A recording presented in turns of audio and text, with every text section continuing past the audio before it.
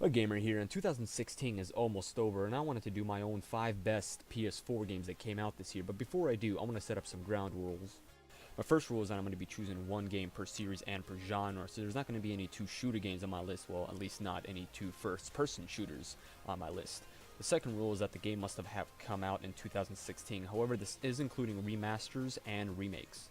And my last rule is that the game must have released on the PS4. Now this is not an exclusive list for the PS4, simply that the game must have been released on the PS4. So if it was the game exclusive to the Xbox or a PC, probably won't be on my list since I only own a PS4. So those are my 3 rules, and let's get right to it. Don't touch mine.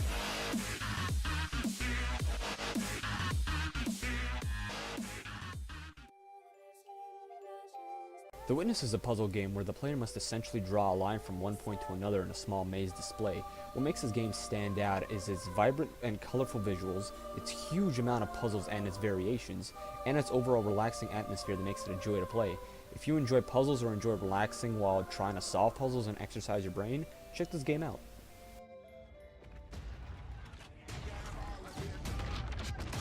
Battlefield 1 was actually my first ever Battlefield game I have ever bought, and let me say it did not disappoint.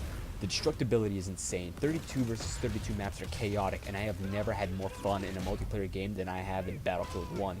The single player is lackluster and short, but the multiplayer makes up for it and then some. If you want to feel like you're in a full-scale war, Battlefield 1 is the game for you. Ratchet & Clank was one of my favorite PS2 games, so it might be the nostalgia talk when I say I love this game. So much so I actually did a review on it, so if you want a more detailed analysis, check out that video. For a quick summary, this game is absolutely beautiful, the weapons are crazy and fun to use, the upgrades are creative, and the content in this game will keep you playing long after you beat the game.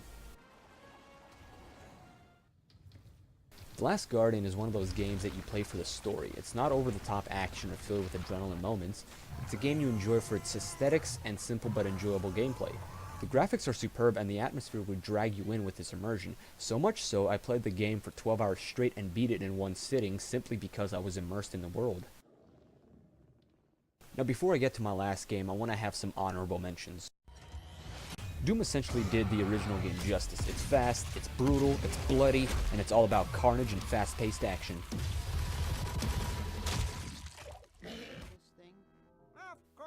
Day of the Tentacle was a classic PC point-and-click game that I loved as a child, so when I saw that they made a remastered version of it, I had to get it, and it was worth the buy. The graphics and audio had an absolute overhaul, and it looks and sounds amazing.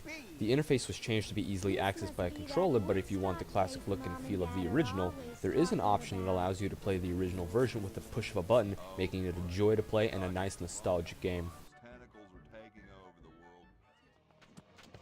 The 5th game on my list is going to be Valkyrie and Chronicles Remastered.